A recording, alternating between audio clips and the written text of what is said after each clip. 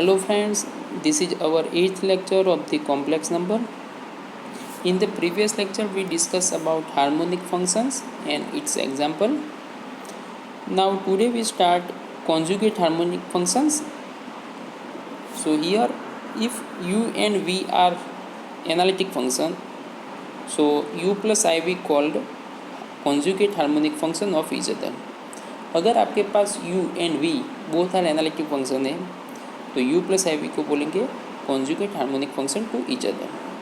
If one of the function is given, other can be obtained using Milne-Thomson method.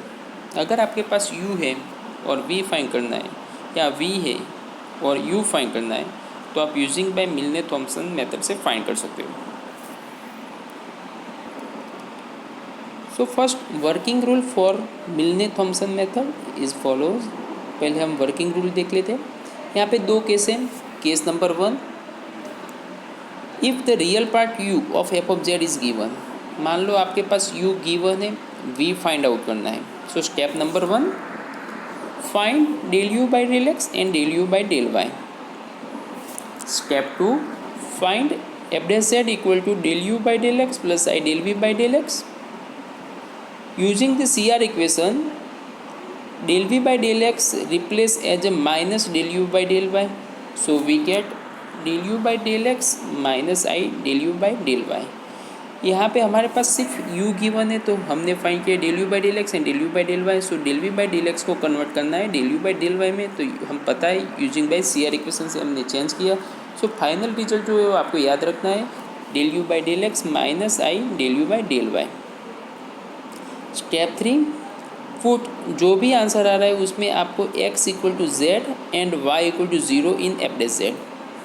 x की replace में z रखना है और y equal to 0 रखना है. फिर उसे सिंप्लीफाई करना है और जो फाइनली आंसर मिल रहा है वो स्टेप नंबर 4 में आपको इंटीग्रेट करना है, मीन्स इंटीग्रेशन करना है. एफ डैश जेड का इंटीग्रेशन करोगे तो आपको एफ ऑफ जेड मिल जाएगा. तो ये पूरी प्रोसीजर हुई केस नंबर 1 की. सिमिलर सेम प्रोसीजर है केस नंबर 2 के, बट यहाँ पे u की जगह v दिया होगा. It means if the imaginary part v of f of z is given, तो यहाँ पे फर्स्ट स्टेप होगा find del v by del x and del v by del y. Step 2, find f dash z equal to del u by del x plus i del v by del x. But हमारे पास u तो है ही नहीं तो हम u को convert करें in terms of v. So using by CR equation del u by del x equal to del v by del y. So we get del v by del y plus i del v by del x. तो पूरा convert होगा in terms of v में. Same step हुआ x equal to z and y equal to 0 in f dash z. And step 4, integrate F dash Z, so obtained F of Z. तो ये पूरे step है और उसके बाद आप सॉल्यूशन ले सकते हो.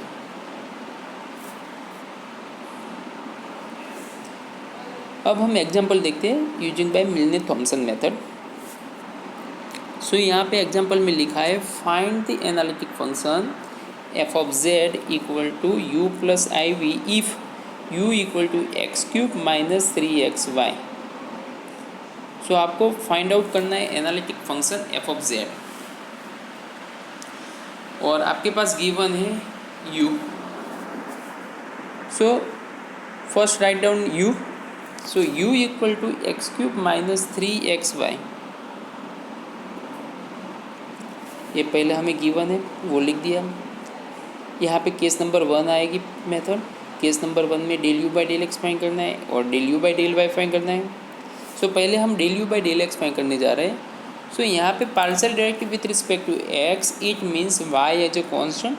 सो पहला एक्स क्यूब है, सो एक्स क्यूब का डेरिवेटिव होगा 3x². माइनस साइन तो माइनस साइन, 3 कॉन्स्टेंट होगा, y भी कॉन्स्टेंट हो जाएगा. x वेरिएबल है लेकिन x का डेरिवेटिव होगा 1. So finally we get 3y. So हमें del u by del x जो मिल रहा है वो 3x² minus 3y. Next find कर रहे हैं हम del u by del y. It means partial derivative with respect to y. यहाँ पे x कांस्टेंट हो जाएगा, y वेरिएबल होगा. तो पहले टर्म में x क्यूब है तो वो पूरा कांस्टेंट होगा. सो कांस्टेंट का डेरिवेटिव होगा 0. तो यहाँ पे 0 माइनस 3xy, वहाँ पे 3 कांस्टेंट होगा, x कांस्टेंट होगा, लेकिन y यहाँ पे गिवन है, सो y का डेरिवेटिव होगा 1, सो बचा -3x। सो यहाँ पे फाइनली आंसर क्या हुआ, -3x। सो दोनों हमने फाइंड कर लिया with respect to x derivative and with respect to y derivative. अब स्टेप नंबर 2 क्या है, एप्रेस z equal to del u by del x plus i del v by del x है, लेकिन हमें del v by del x को replace करना है इन टर्म्स ऑफ यू के फॉर्म में। So by C R equation del u by del x minus i del u by del Y, हमें पता है ये फॉर्मूला, इसलिए हमने यहाँ पे रख दी। अब दोनों वैल्यू हमारे पास है, substitute all the values, so we get 3x² minus 3y minus i del u by del y means -3x, वो वैल्यू रख दी। सिंप्लीफाई करें तो हम क्या मिल रहा है, 3x² minus 3y minus minus plus हो गया 3ix, ये एप्रेस जेड की वैल्यू मिली हमें। नेक्स्ट स्टेप है, हमें रिप्लेस करना है x as a z and y equal to 0, so put x equal to z and y equal to 0, so we get एप्रेस z इक्वल टू 3x² की जगह 0 हो जाएगा, सॉरी 3x² है, उसमें x इक्वल टू z रखने वाले, सो हमें क्या मिला 3z² और y की जगह 0 रखना है, सो -3y, इट मीन्स वो 0 हो गया, प्लस 3i x की जगह z, सो यहाँ पे 3iz हो गया। तो पूरा टर्म जो होगा इन टर्म्स ऑफ z में हो गया। अब पूरे जो एप्रेस z है उसको रिमूव करना है, तो हम इंटीग्रेटिंग करेंगे with respect to z। So integration करने जाएंगे तो यहाँ पे एप्रेस z था, उसकी जगह f ऑफ z लिखेंगे, और इस साइड इंटीग्रेशन का सिंबल लिखा, integration of 3z² plus 3iz bracket close into dz, ये हमारा हुआ integration with respect to z।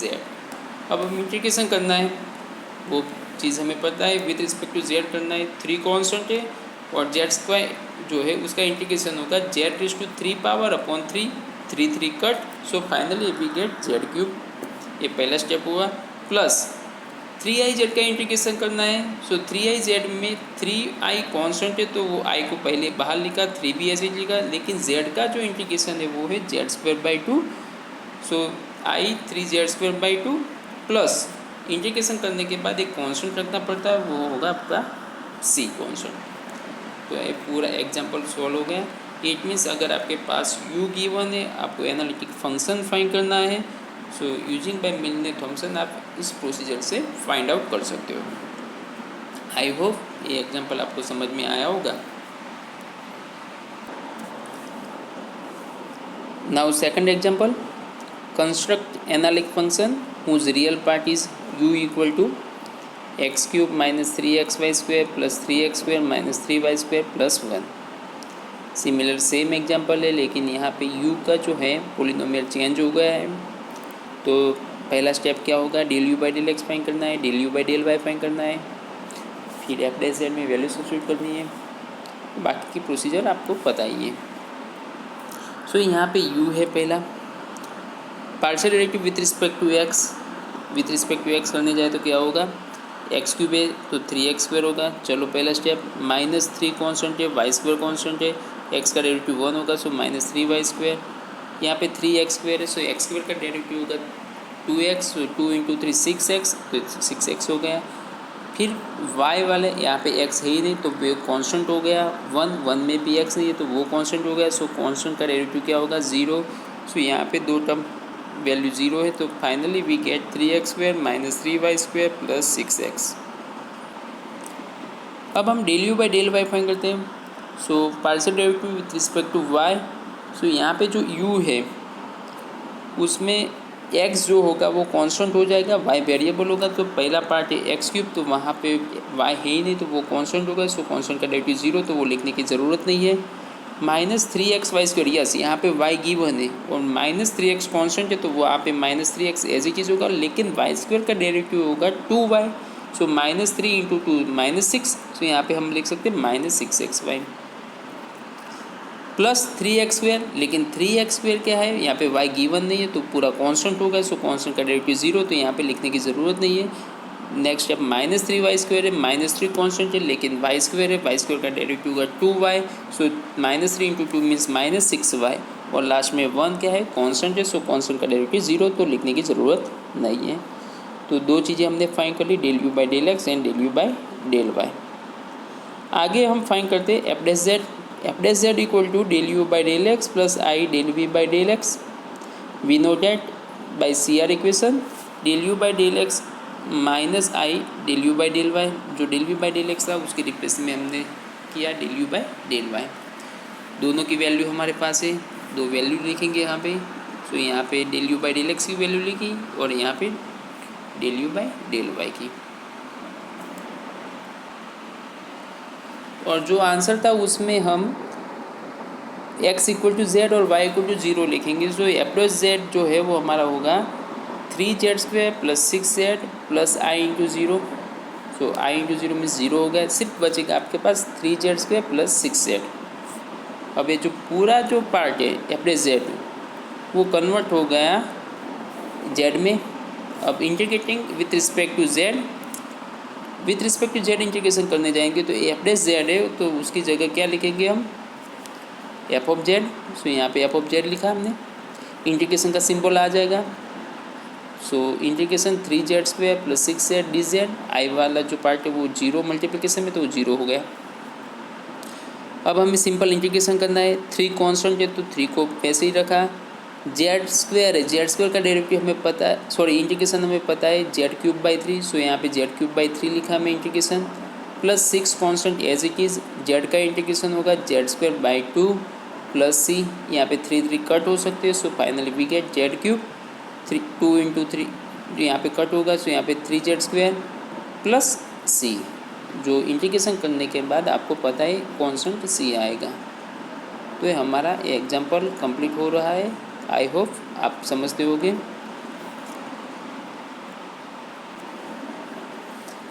Example number 3 जो हम देखने जाए तो उसमें find the analytic function w equal to u plus i v whose imaginary part is given by v equal to e raise to x into bracket x into sine y plus y into cos y. तो आगे वाले जो example देखे उसमें क्या था, real part दिया होता था। यहाँ पे क्या है, इमेजनरी पार्ट v गिवन है और आपको एनालिटिक फंक्शन फाइंड करना है। तो यहाँ पे केस नंबर 2 आएगा। So first write down the v। So here v equal to e raise to x bracket x sine y plus y cos y. ठीक है, यहाँ पे हम फाइंड करेंगे del v by del x. So यहाँ पे दो पार्ट है, एक ई रेज़ टू एक्स है और एक दूसरा ब्रैकेट वाला है। तो दोनों में x गिवन है ब्रैकेट के इनसाइड और ई रेज़ टू एक्स में। तो यहाँ पे मल्टीप्लिकेशन रूल होगा, डेरिवेटिव करना है with respect to x. So यहाँ पे y कांस्टेंट होगा। सो मल्टीप्लिकेशन रूल में क्या है, एक फंक्शन जो है कांस्टेंट होगा, दूसरे का डेरिवेटिव प्लस जो डेरिवेटिव किया था वो कांस्टेंट हो जाएगा और पहले जो एज इट इज था उसका डेरिवेटिव होगा। सो यहाँ पे सबसे पहले हम काम करेंगे ई रेज़ टू एक्स का डेरिवेटिव करते हैं और जो ब्रैकेट वाला पार्ट है उसे हम कांस्टेंट रखते हैं। सो क्या होगा, पहला part e raise to x as it is, sorry e raise to x का हम डेरिवेटिव करेंगे और जो ब्रैकेट में उसका हम कांस्टेंट रखेंगे। तो ई रेज़ टू एक्स का डेरिवेटिव होगा ई रेज़ टू एक्स और जो ब्रैकेट में है वो एज इट इज हमने लिखा है यहाँ पे। ठीक है, plus e raise to x as it is और जो ब्रैकेट में था उसका हम कांस्टेंट जो था उसको हम क्या करेंगे, derivative with respect to x. So x का डेरिवेटिव 1 होगा, साइन वाई कांस्टेंट है so 1 into sine y means sine y plus y into cos y है। तो यहाँ पे एक्स है ही नहीं तो वो पार्ट पूरा क्या हो गया, कांस्टेंट हो गया। सो कांस्टेंट का डेरिवेटिव क्या होगा, 0, तो वो लिखने की ज़रूरत नहीं है। तो finally we get del v by del x. अब हम फाइंड कर रहे हैं del v by del y. Del v by del y find करने के लिए यहाँ पे देखो e raise to x part एक दूसरा ब्रैकेट में है। तो यहाँ पे ई रेज़ टू एक्स तो पूरा कांस्टेंट है तो ई रेज़ टू एक्स हम एज इट इज़ लिख देंगे क्योंकि with respect to y derivative है। सो यहाँ पे जो ब्रैकेट में है x as it is, sine y का क्या होगा, कॉस वाई, चलो वो हो गया, प्लस यहाँ पे दो टर्म है वाई के, एक वाई इंटू कॉस वाई। तो यहाँ पे मल्टीप्लिकेशन रूल लगेगा। तो मल्टीप्लिकेशन में क्या करेंगे, पहले y का derivative, cos y constant, so y का डेरिवेटिव 1, सो cos y बचा, plus y as it is cos y का डेरिवेटिव का माइनस साइन y, तो यहाँ पे माइनस साइन आएगी तो minus y into sine y होगा। सो दोनों डेरिवेटिव हमने फाइंड कर लिए। हमें फॉर्मूला पता है f dash z equal to del u by del x plus i del v by del x. But यहाँ पे v गिवन है तो u को कन्वर्ट करना होगा इन टर्म्स ऑफ v में। So we note that del u by del x equal to del v by del y using by C R equation. So del v by del y plus i del v by del x, दोनों value हमारे पास है। So पहले value लिखेंगे del v by del y की plus i del v by del x. अब हमें करना है x इक्वल टू जेड रखना है और y equal to zero. So replace x equal to z और y equal to zero. So f dash z equal to x की जगह z रखेंगे तो देखो आप ई रेस टू जेड हो गया, z cos into zero plus cos into zero minus zero into any term zero चला जाएगा plus i e raise to z, x की जगह z sine zero plus zero into any term zero हो गया plus sine zero. तो हमने x की जगह z रखा और y की जगह ज़ीरो रखा। अब हम सिंप्लीफाई करते हैं। E raise to z as it is, आपको पता होगा cos ज़ीरो की वैल्यू 1 होगी और sin ज़ीरो की वैल्यू 0 होगी। So cos zero 1 it means z into 1 means z plus cos zero 1 तो plus 1 plus i e raise to z होगा। लेकिन साइन जीरो जीरो है, साइन जीरो जीरो है तो पूरा टर्म जीरो होगा, zero into any term zero, तो पूरा जो लास्ट वाला जो पार्ट है वो क्या हो गया, ज़ीरो हो गया। सो यहाँ पे सिर्फ बचा e raise to z into z plus 1। अब हमें यहाँ पे इंटीग्रेशन करना है। देखो पूरा जो एफ डैश जेड है वो इन टर्म्स ऑफ जेड हो गया है। सो यहाँ पे ई रेस टू जेड और जेड प्लस 1 है मल्टीप्लिकेशन में, तो यहाँ पे भी सिमिलर इंटीग्रेशन करने जाएंगे तो वहाँ पे मल्टीप्लिकेशन रूल लगेगा यूवी वाला। तो यहाँ पे जो पोलिनोमियल पार्ट है वो जेड प्लस 1 है और ई रेस टू जेड है एक्सपोनेंशियल पार्ट है। तो पहले क्या यू की जगह जेड प्लस 1 है, वी की जगह e raise to z, u v rule है। तो यहाँ पे integrating with respect to z, so यहाँ पे एफ डैश जेड है उसकी जगह क्या हो जाएगा f of z equal to integration z plus 1 into e raise to z d z. अब यहाँ पे जो z प्लस 1 है वो कांस्टेंट रखेंगे और ई रेस टू जेड का इंटीग्रेशन करेंगे। So z plus 1 as it is और ई रेस टू जेड का e raise to z minus जो z प्लस 1 है उसका हम डेरिवेटिव करेंगे। तो z प्लस 1 का डेरिवेटिव होगा 1 और 1 का होगा 0, सो वी गेट 1 और वापस ई रेस टू जेड है उसका हम इंटीग्रेशन करेंगे। So e raise to z as it is plus constant C हो जाएगा क्योंकि 1 का आगे डेरिवेटिव क्या होगा 0 होगा। So finally we get bracket open करेंगे तो हमें क्या मिलेगा z e raise to z plus e raise to z minus e raise to z plus C, तो ई रेस टू जेड और minus e raise to z cut हो जाएंगे। So यहाँ पे बचेंगे z e raise to z plus C. So ये जो example था जो v गिवन था और आपको एफ ऑफ जेड फाइंड करना था वो चीज़ यहाँ पे हमने फाइंड कर ली। यहाँ पे एफ ऑफ जेड की जो वैल्यू है वो क्या है z e raise to z plus c. I hope ये लेक्चर में आपको समझ में कुछ आया होगा। धन्यवाद।